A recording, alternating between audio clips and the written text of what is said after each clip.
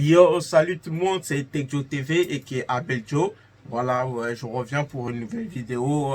Voilà, je vous l'avais promis que je reviendrai avec une nouvelle vidéo. Euh, bon, mais là, comment dire, c'est les actus que je vais vous proposer. Ne sont pas des actus vraiment, comment dire, gay, on va dire. Enfin, quand je dis gay, c'est comment dire, joie, tout ça, ou genre des trucs, tout ça et tout, parce que bon, voilà, bon, de toute façon, vous découvrez vous-même. Donc, vas-y, je vous laisse avec mon intro et on se retrouve tout juste après mon intro pour les actus. Ben, Mój dans ma gram, więc chodź do tańca, gdy krok to szansa i los nam gra. Mam duszę starca, nie umywalca na palcach hand. Na palcach hand, na palcach hand. Mój dans ma gram, więc chodź do tańca. yeah. Donc voilà, en fait, pour le premier actu, en fait, Soprano est en deuil. Comment dire, son père est mort aux Comores. Ouais.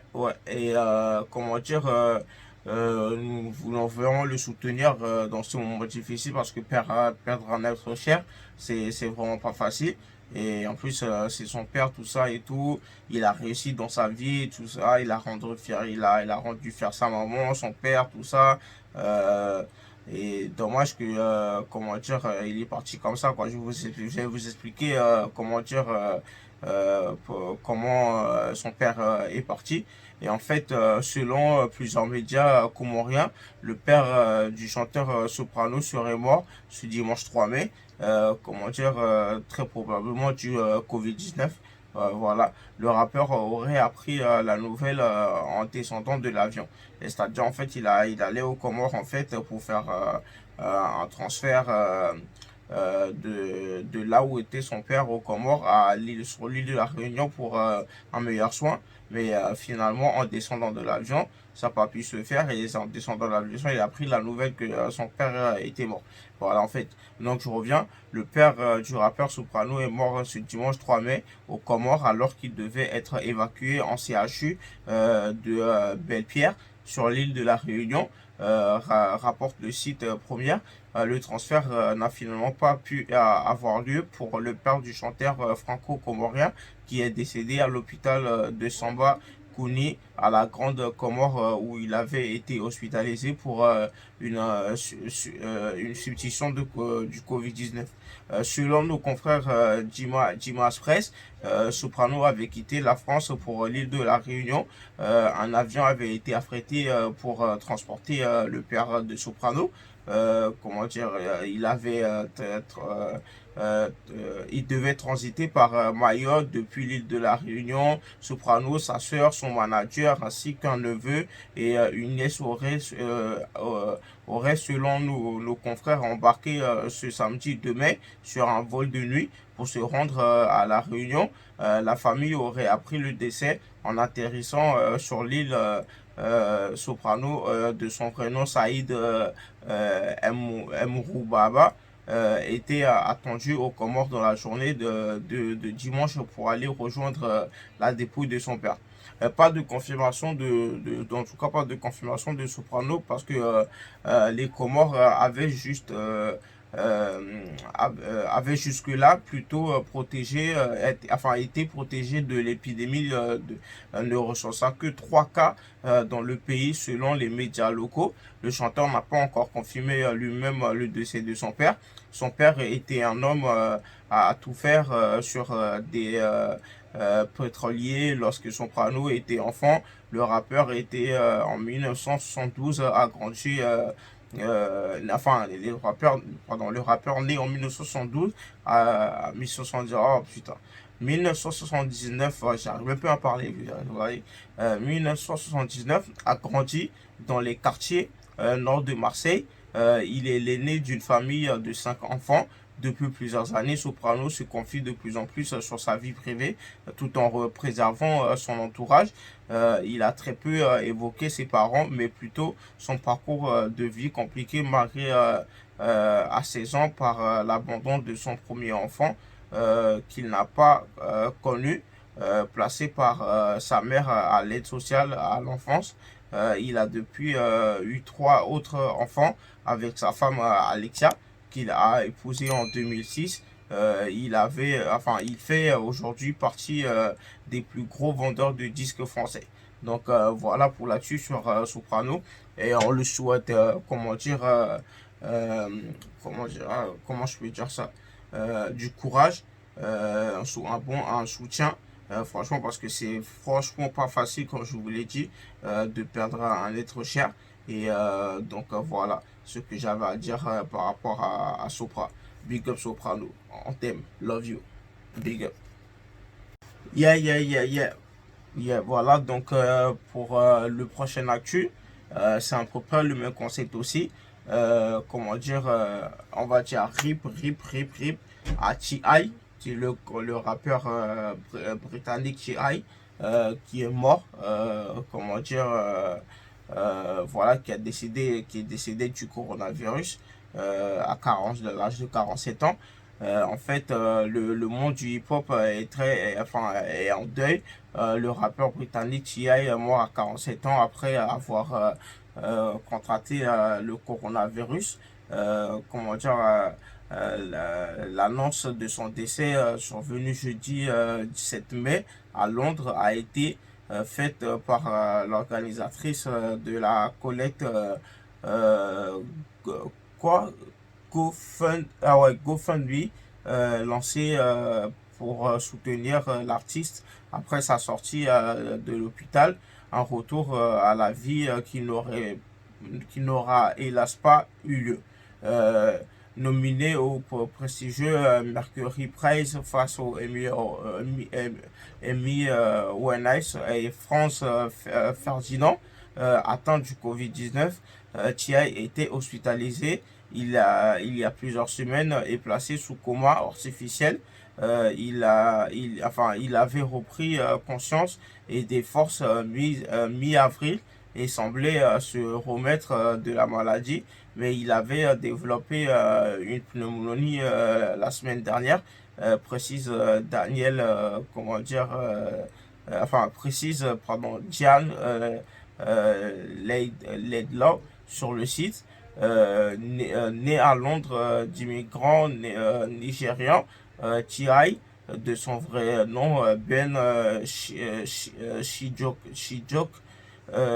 avait cofondé Ghetto Grammar en 1995, qui fut un pionnier de l'emploi du hip-hop dans l'éducation.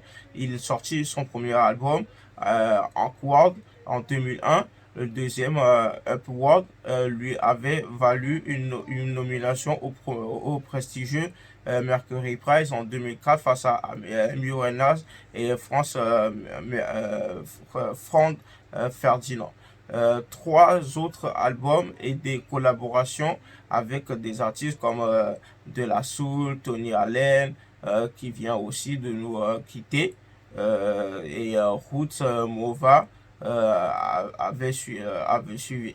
Parmi les personnalités qui ont salué sa mémoire sur les réseaux sociaux figurent entre autres les rappeurs Akala, Roots, Maneva, De La Soul et Black, Tong, alias Tony Rotten.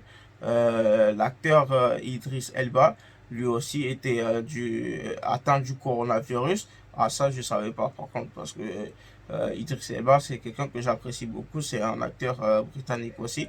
Enfin, il est né à Londres. Et je ne savais pas qu'il était atteint du coronavirus. J'espère que il va rien lui arriver grâce à Dieu. Donc voilà, et pour les autres, et le docteur, et le DJ Jill Peterson, qui lui a rendu le plus beau des hommages. Donc voilà pour l'article concernant T.I. qui nous a quittés malheureusement à cause de ce virus de merde. Voilà. Franchement, je sais pas ce virus il vient d'où en tout cas, mais je sais pas si c'est l'homme qui l'a créé ou c'est mère nature qui se venge de nous parce qu'on on a fait trop de bêtises avec la terre, etc. Donc voilà. Yeah. En fait, on va parler de l'actu, d'une actu, c'est de 6ix9ine. Ouais, 6ix9ine, 6ix9ine, 6ix9ine, 6ix9ine. Ouais. Celui qui a les cheveux violets, verts, rouges, tout ça, et qui a balancé tout son gang, et qui a, dans le tribunal, a voulu faire le 6-9, mais son gang est resté comme ça. Ouais, non, c'est compréhensible. Mais bon, voilà, vas-y, bref. Venons à l'article. En fait, 6ix9ine, en fait, le rappeur Sneakab pulvérise son record Instagram après sa sortie de prison. Comment dire, après avoir dévoilé le morceau Booba, le rappeur 6ix9ine a lancé un live Instagram qui a réuni plus de jusqu'à 2 millions de personnes. Comment dire, niveau musique, il vient de sortir de prison et reste sous la menace de ses anciens camarades, ses anciens potes gangsters, tout ça et tout. Comment dire, c'est sa camarade de gang. Mais plutôt que de faire un profil bas, le rappeur new-yorkais Tekashi 6ix9ine, comment dire, a sorti ce vendredi 8 mai une nouvelle vidéo et pulvérisé le record de visionnage pour un live Instagram. Le rappeur de Brooklyn aux longues tresses arc-en-ciel a connu une ascension fulgurante en fin 2017 propulsée par le titre Gummo et une vidéo devenue virale. Et comment dire, cherchant visiblement à jouer sur l'imagerie des gangs qui a marqué le rap californien des années 80-90. Comment dire, Daniel Hernandez de son vrai nom comment dire, paradait dans le clip avec des membres du gang de Night 13, Gangsta Blood. Voilà. Mais il a fait plus que s'afficher avec le gang en devenant membre et l'utilisant pour menacer, voire attaquer ses rivaux. Comment dire, dans le même temps, plusieurs chefs du gang lui ont soutiré des centaines de milliers de dollars. Voilà. Parce qu'en fait, ce qu'il faut savoir, c'est que en fait, 6ix9ine, il faisait partie du gang, mais en fait, c'était, comment on peut dire ça? C'était un blanchisseur, en fait. Voilà. En fait, comment dire, tout ce que le gang pouvait faire en illégal, en argent sale, tout ça et tout, si ça lui le blanchissait parce que lui il était légal en fait. Dans la musique, tout ça et tout, il avait il a sa maison de production, sa maison de disques, ses ventes, tout ça et tout, et il pouvait leur blanchir tout cet argent. Et en fait, mais le gang lui extorquait de l'argent aussi, parce que c'est-à-dire, en fait, 6ix9ine, par exemple, on va dire, il fait un son. Il touche, on va dire, comment dire, 200 000 euros, 200 000 dollars sur le son. On va dire un truc comme ça, 200 000 dollars sur le son. Et ben en fait, il va reverser, par exemple, 100 000 dollars au gang. Voilà.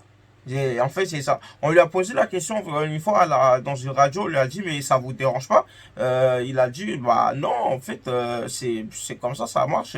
C'est mes gars, tout ça, nanana et tout.